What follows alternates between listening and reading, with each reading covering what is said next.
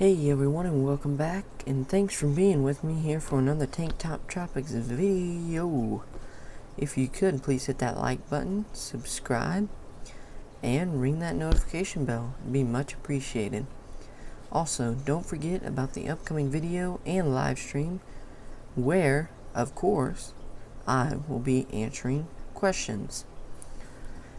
You can send your question to the channel email tanktoptropics@gmail.com, all lowercase, and it'll be in the description below. So if you have a question and you want it answered, send it in. And without further ado, let's get into the video. The aquarium heater. All of us fish keepers own one, or especially in many cases a lot more than one heater, unless of course you just heat your entire fish room. Now, aquarium heaters come in many shapes and sizes and are made by many different brands. For instance, you got Top Fin, Aquarium, and I could go on and on. The common form of artificial heat for aquariums in rooms liable to become dangerously cold is partially a little or big, partially submerged tube in which there is an electrical coil inside, which is in your heater. Now you can usually place the heater at the lower end so as to contact the cooler parts of the water in the tank and thus produce circulation in the tank, moving that warmer water. Glass tubes are the best because any chrome plated apparatus in water is very dangerous to fish, which we'll get into later in the video. Glass tubes are often sold as being submergible. My observation is that with poorly made heaters underwater, moisture eventually seeps into the point where it's ruining it. I suggest keeping the upper part of the tube above the waterline. Aeration equalizes top and bottom temperature, so if you have some aeration in there in your tanks, like a sponge filter for instance.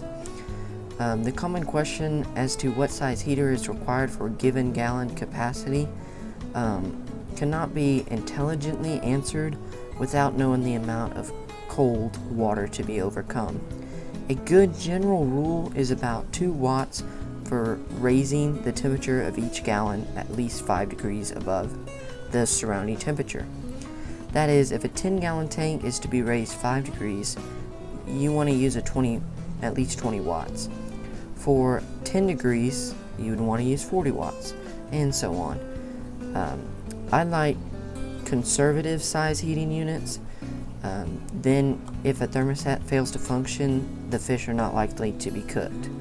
So, another topic in the aquarium heating is sudden changes. While fish may safely swim from warmer to cooler water in an aquarium, it is entirely a different matter changing them from a tank at one temperature to another, having difference of several degrees. It can be either up or down. This one thing that just may not be done. The effect may not be apparent at first, but this can usually be the case of ick, fungus, or general decline in the fish's health. Changes should be made within 2 degrees of the same temperature when you're adding a fish to a tank, which is where the acclimation process takes place, which I'll show some pictures of some fish acclimating.